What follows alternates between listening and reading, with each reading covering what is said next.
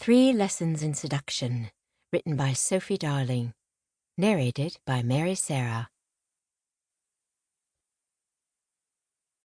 Chapter 1. Married. Persons chained or handcuffed together in order to be conveyed to jail or on board the lighters for transportation are in the Kant language said to be married together.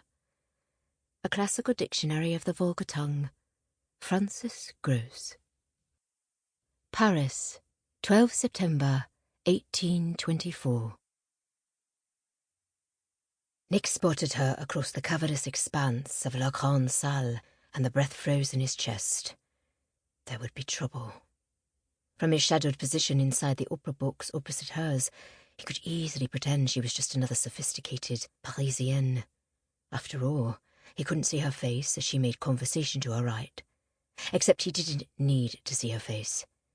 Her profile, limned in the soft glow of gas lamps, was enough for the heavy thrum of recognition to flood him with both a dread and a thrill that had excited him from the first moment he'd laid eyes on her more than a decade ago.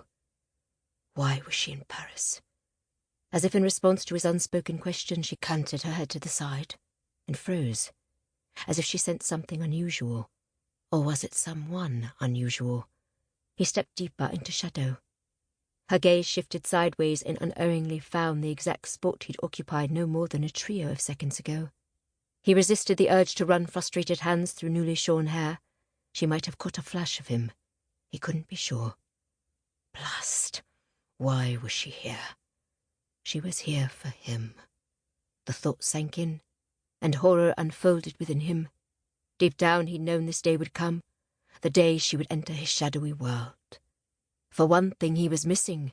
Or was he dead? Or maybe he was on a trip to Italy. No one could say with certainty. And he preferred it that way until he discovered who had sent 2 men to attack him in his hotel suite a fortnight ago. The woman was more than trouble.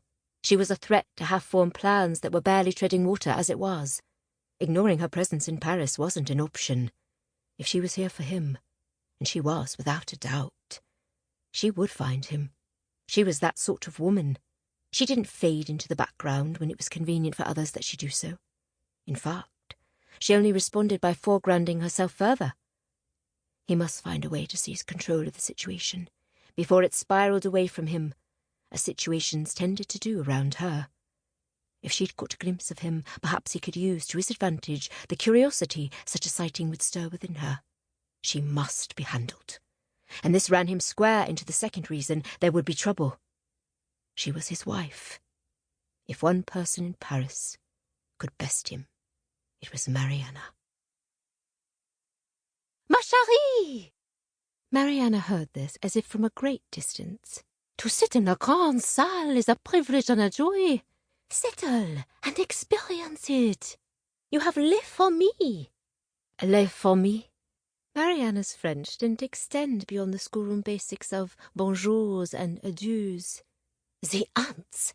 You sit like ants are crawling against your skin, explained Helene de Vivant, her mother's dearest childhood friend. I lived in London during La Terreur. Have you forgotten? Everything is rush. Tick one item off your list so you can complete the next. Post-haste, you English say. This is not the French way. The older woman pulled Mariana close. Save the night, ma chérie. London has nothing on Paris. Possessed with the attention span of a butterfly, Helene released her hold on Mariana and turned to her other neighbour, leaving Mariana alone to take in the crowded room. From the ornate ceiling frescoes illuminated by a magnificent cut glass ormolu chandelier, and the parquet floor cushioned by dense Persian carpets, to society's glittering messieurs, madames, and mademoiselles in between, La Grande Salle was nothing short of sumptuous, the sparkling epicenter of Parisian society. Inside the spectacularly gilded room, one could forget Paris had been in shambles not so long ago. This room could tempt one into pretending that the revolution never happened, and that it was only a wicked night terror, revealed to be without substance in the warm glow of morning sunshine. It was within this world that her husband had spent the better part of the last decade. Oh, Nick! She slipped the note from her reticule and fingered its newly worn edges. She'd looked at it so often these last 3 days she could quote its contents. Sample complete. Ready to continue?